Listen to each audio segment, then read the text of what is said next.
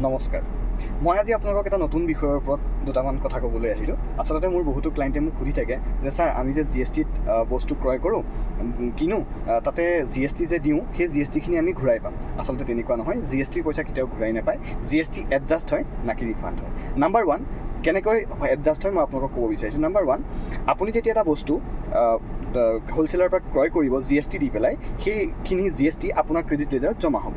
যেতিয়া আপুনি আকৌ চেল কৰিব, চেল কৰোঁতে তাতে আপুনি এটা মাৰ্জিন লগাব, সেই মাৰ্জিনৰ ওপৰত এটা GST ক্ৰিয়েট হ'ব আৰু টোটেল GSTটো আপুনি GSTৰ 3B পে'মেণ্ট কৰিব লাগিব। যেতিয়া আপুনি GSTৰ 3B পে'মেণ্ট কৰিবলৈ যাব, তেতিয়া আপুনি আগৰ পাৰ্টিক দি অহা GSTখিনি তাতে যিহেতু জমা আছে তাৰ পৰা মাইনাছ হ'ব। অৰ্থাৎ টোটেল GSTৰ পৰা আগৰ GST মাইনাছ হৈ যিটো লাইবিলিটি আহিব সেইটো আপুনি কেছত পে' কৰিব লাগিব। এতিয়া কথা হ'ল সেইটো হৈছে এডজাষ্ট নাকি ৰিফাণ্ড। এতিয়া হ'ল দুটা কণ্ডিশ্যন আছে য'ত আপুনি GST ৰিফাণ্ড কৰিব পাৰে।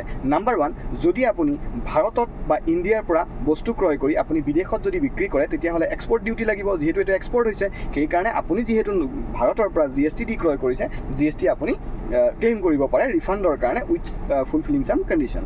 এতিয়া 2 নম্বৰটো হৈছে, যদিহে আপুনি মেনুফেকচাৰ কৰিছে এনেকুৱা এটা বস্তু যিটো বস্তুত ল'ৰ ৰেট অফ GST লাগে আৰু তাক বনাবৰ কাৰণে যিখিনি ৰ মেটেৰিয়েল কিনিছিল তাতে আপোনাৰ হাই ৰেট অফ GST লাগে, তেতিয়া সেই ক্ষেত্ৰতো আপুনি GST ক্লেইম কৰিব পাৰে ৰিফাণ্ডৰ কাৰণে উইথ ফুলফিলিং চাম কণ্ডিশ্যন। ধন্যবাদ।